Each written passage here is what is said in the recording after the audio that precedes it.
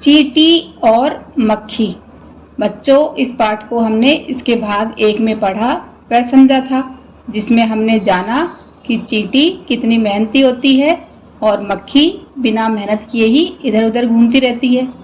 अब इस पाठ के अभ्यास प्रश्नों को देखते हैं।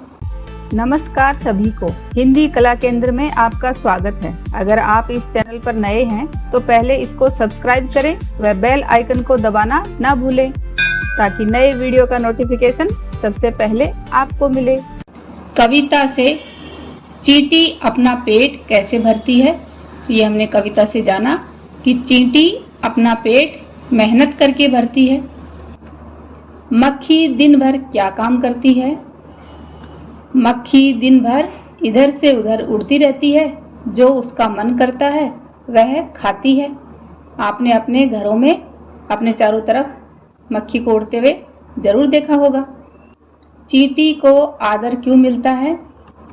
चींटी मेहनत करके खाती है, इसलिए उसे आदर मिलता है। आपने जब भी चींटी को देखा होगा वह कुछ न कुछ काम करती हुई मिलती है, किसी भी दाने को इधर से उधर ले जाती हुई दिखेगी, है ना। जीवन भर किसको पछताना पड़ता है और क्यों? जो मेहनत करने से कतराते हैं उन्हें जीवन भर पछताना पड़ता है, क्योंकि बिना मेहनत किए ही खाने की फिर आदत पड़ जाती है, जो कि अच्छी बात नहीं है। तो बिना मेहनत किए कोई भी फल नहीं मिलता। चींटी ने मक्खी की सलाह को क्यों नहीं माना? चींटी ने मक्खी की सलाह को नहीं माना क्योंकि वह जानती थी कि भले ही मेहनत की राह कठिन होती है, पर मेहनत करने वालों को सब जगह आदर मिलता है। मक्खी को किस बात पर पछतावा है? मक्खी को पछतावा है कि वह बिना मेहनत किए अपना जीवन जी रही है। आपकी बात, आप कब कब व किन पर झल्लाते हैं? तो ये बच्चों आप अपने हिसाब से बताओ। जैसे उदाहरण के लिए, जब मैं किसी को आलस से भरा देखती हूँ, या सुबह देर तक सोते देखती हूँ, या फिर पर्यावरण को नज़रअंदाज करते हुए देखती हूँ, तो मैं उन सब लोगों पर झल्लाती हूँ जो ये सब काम करते हैं। अपना कोई एक अनुभव बताइए जब आपने खूब मेहनत की हो और उस काम के लिए आपकी प्रशंसा हुई हो। ये बच्चों आप अपने जीवन का कोई अनुभव बताना है जिसमें आपने खूब मेहनत की हो और उसका जब फल अच्छा आया हो तो आपकी खूब प्रशंसा हुई हो।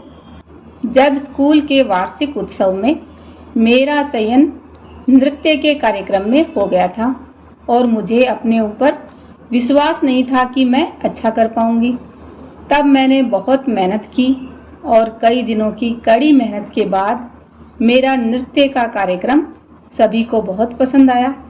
मेरे माता पिता, नृत्य अध्यापक के साथ साथ सभी बच्चों ने भी मेरे नृत्य की प्रशंसा की और मुझे बहुत अच्छा लगा। उस दिन मुझे लगा कि मेहनत का फल मीठा होता है। चींटी बोली, नैरी न न। चींटी ने मक्खी की किस बात को इस तरह से स्वीकार नहीं किया? आप जब किसी बात को स्वीकार नहीं करते हैं तो किस तरह से बोलते हैं? नहीं जी, मुझे माफ़ करना, मैं इस तरह से बोलती हूँ।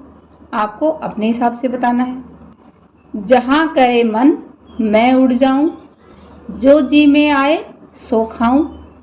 आपका मन कहाँ कहाँ उड़ना चाहता है, ये भी बच्चों आपको अपने हिसाब से बताना है। जैसे मेरा मन खुले आसमान में उड़ना चाहता है। वहाँ क्या क्या देखना चाहते हैं? मैं वहाँ से नीचे मेरे गांव और खेतों को देखना चाहती हूँ। आप वहाँ क्या क्या खाना चाहते हैं? मैं वहाँ बारिश की बूंदों का ठंडा ठंडा पानी पीना चाहती हूँ। भाषा की बात, बै और भय का अंतर। ये बै बकरी वाला और भय भालू वाला, तो मेरे हिसाब से आप इसका अंतर अच्छी तरह से जानते हैं। चींटी से मक्खी यूं बोली, सुन रही मेरी बहना भोली। मक्खी यूं बोली और मेरी बहना भोली। ये बोली है बोलना और ये भोली।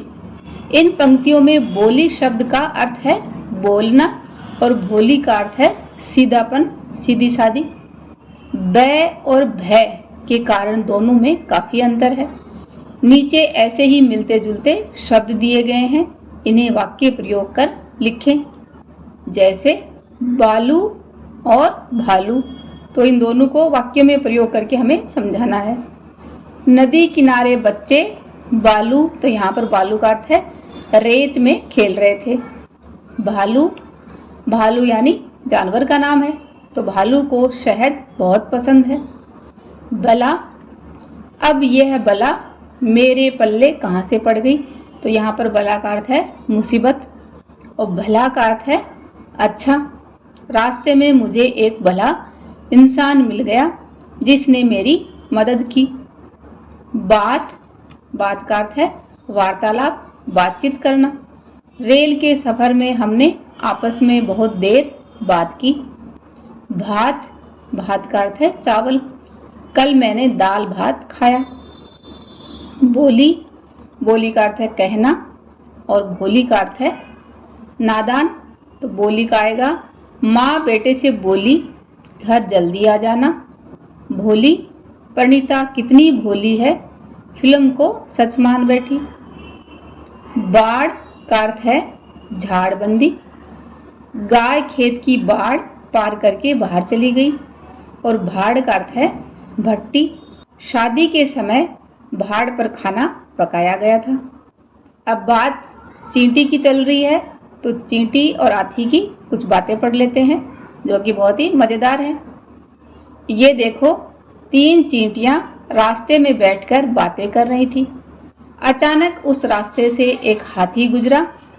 एक चींटी हाथी से बोली, ए हाथी, मुझसे कुश्ती करोगे?